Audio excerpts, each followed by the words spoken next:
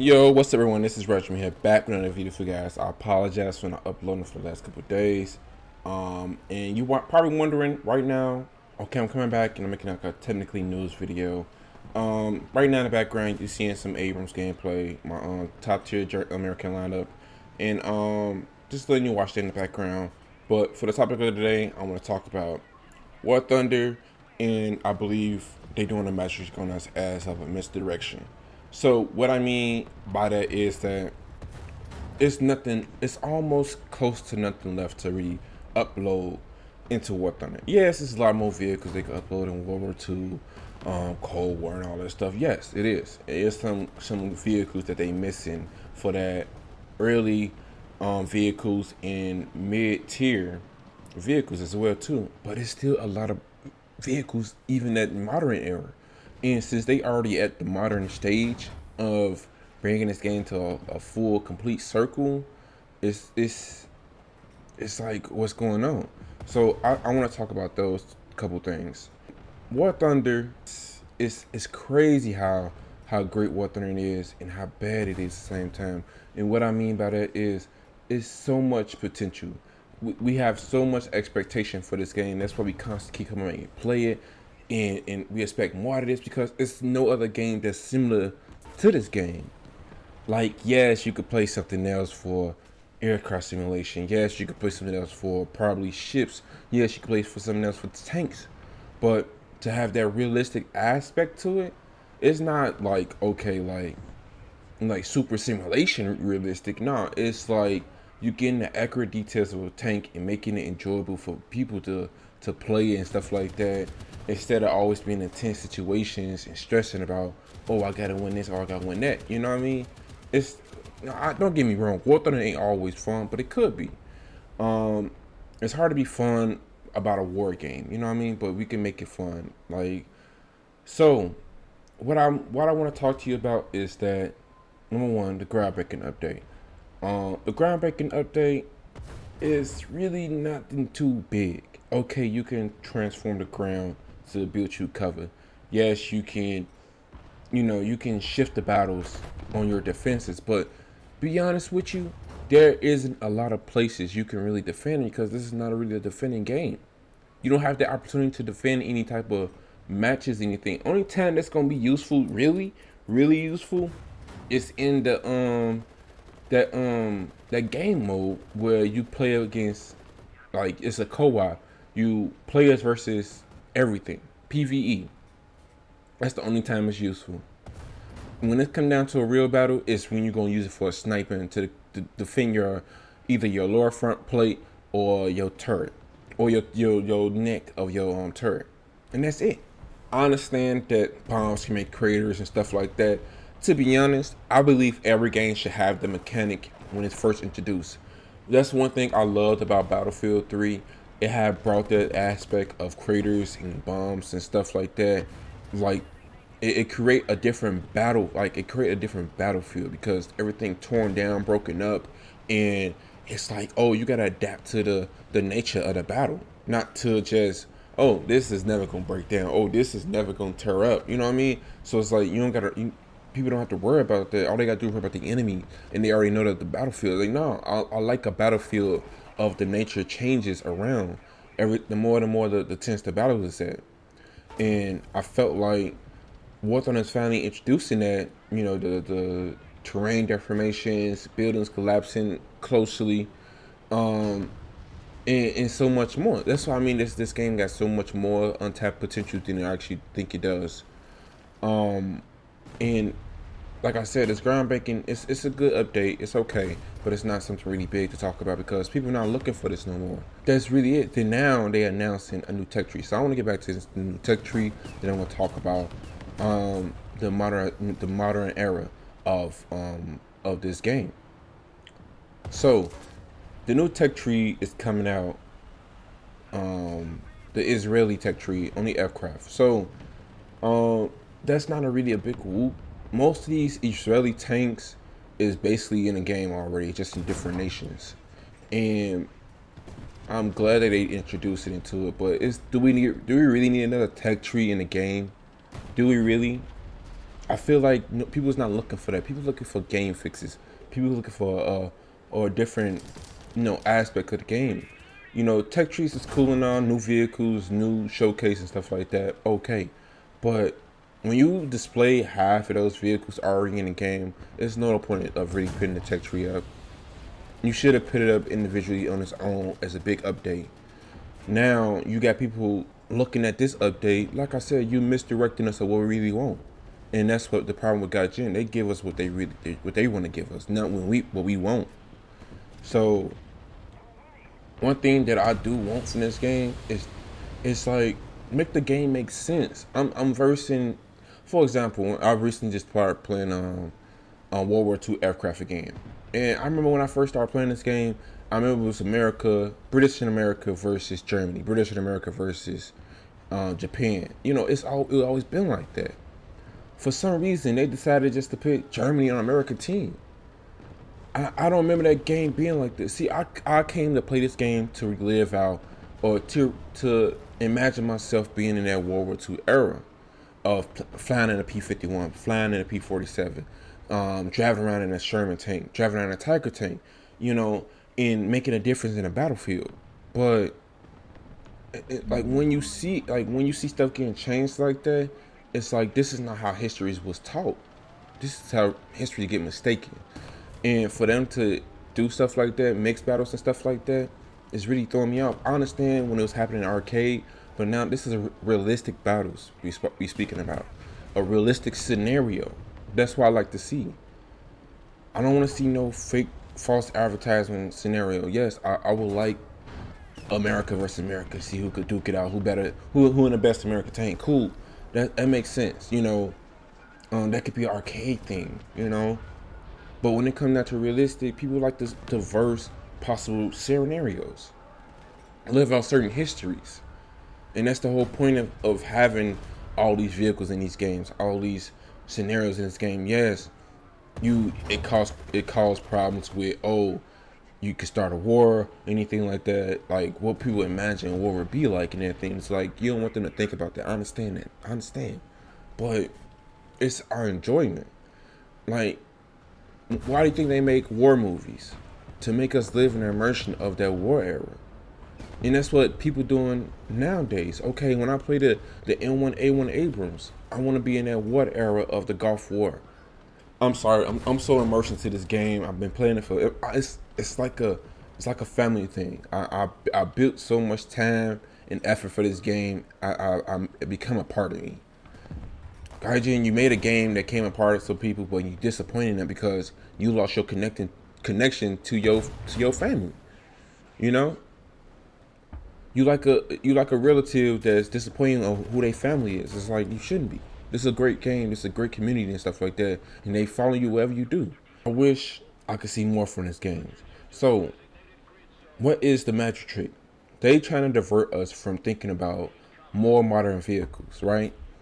I haven't heard anything about the A10, the F14, F15, F16s, SU-27s, 29, MiG-29s. I haven't heard anything about these vehicles yet because that is the complete modern set of high expectation. Yes, we got F-22s and F-35s and whatever else variant of stealth fighters and stuff like that for the 21st century, 22nd, whatever the centuries is. 7th generation, 8th generation. I don't know what these vehicles things is. I don't know too much about them, but these vehicles can be brought into this game very, very soon, and that's one thing that people want to see inside this game right now. Now, another thing that people really want to see, but these are two things that highly expected out of War Thunder: more vehicles in a modern era and mid-tier era, technically every era, but in a game fix, a game breaking fix. I don't want to see unbalanced matches all the time or a power creep. No. Every single body have its strengths and weaknesses in any of the scenario. Everybody. So for you to just give a certain person strength then the other is very biased. Stop favoring each individual nation because of the community. Don't make the community happy. Make yourself happy. Make the game happy.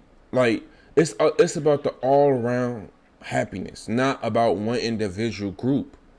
Oh, I'm a Russian man, so make me happy. No, I'm an American man, make me happy. I'm a German man, make me happy. No.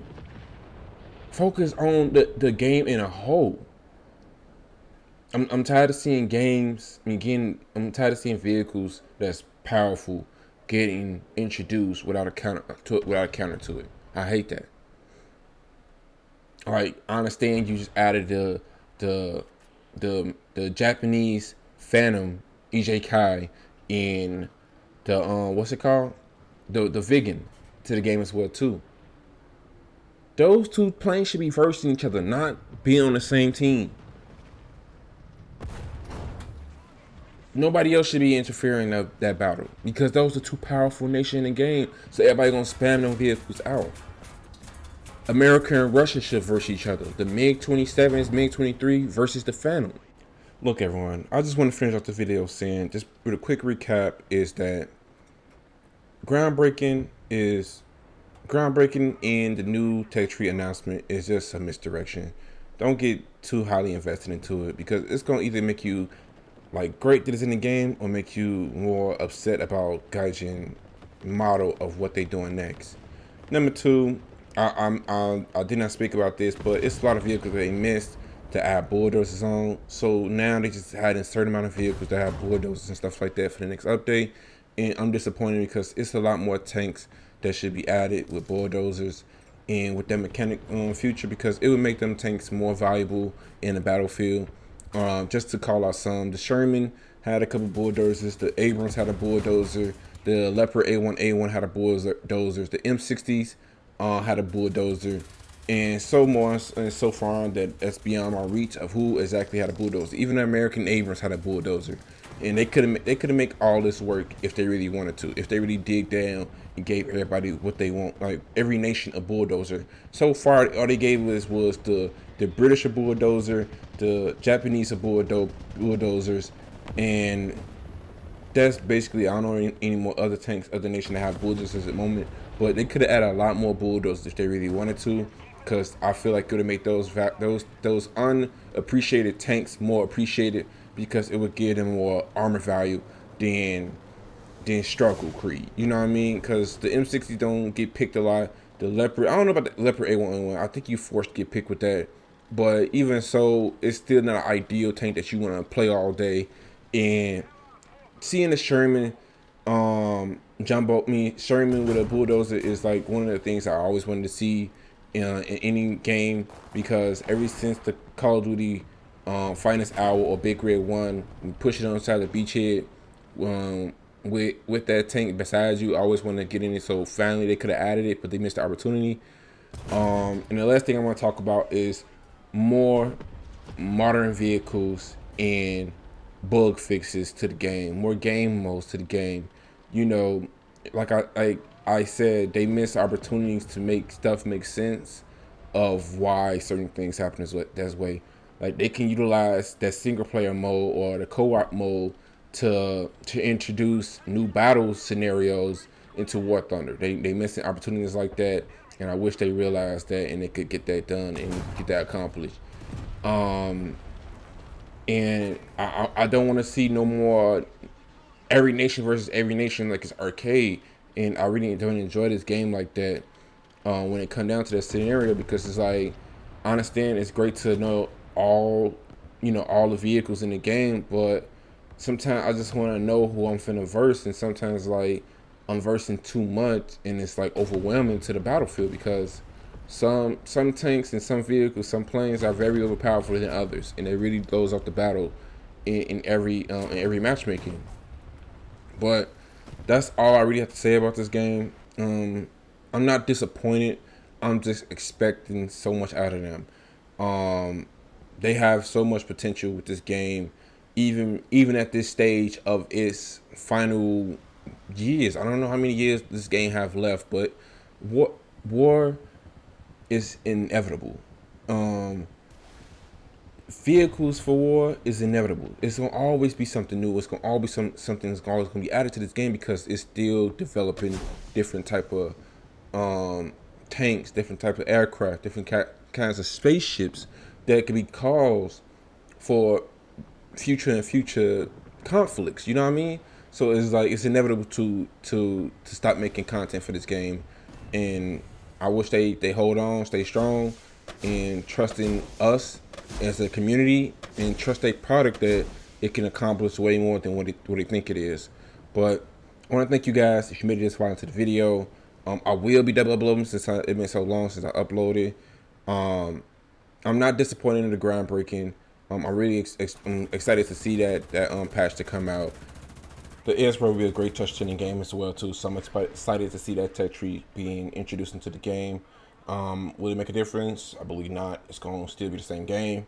But I would like them to bring more introductions into different ideas, like new story modes to make these game modes make sense, and new game modes. Like, if you're going to introduce something like this, you should at least bring out some type of game mode to elaborate more officially up to that aspect of you adding something new to the gameplay. Though the groundbreaking gameplay is not gonna really work until you add something that makes sense with it. And finally, modern vehicles. Get these modern vehicles out, push it out, do whatever you can to get it out as soon as you can. I understand it'll take time to develop it and stuff like that, but please take advantage of this opportunity to get your community all together in full force and playing this game and enjoy it. Then once you invest into a different game mode and really believe that we will play it, we will trust us. We your family, man. Gaijin, we is family now. I know you for 10 years. Let's get it going with the new game mode, please. And further ado, guys, but I thank you guys for watching this video. Check out my next video. I will be uploading a new game to the channel. New game. Whoop, whoop. So go check that out as well. Probably I'm gonna upload a new game tomorrow. Today I want to show you this new gameplay on Hell Let Loose. So go check out that video next. I'm gonna be uploading it as well right after this video. So thank you guys for tuning in.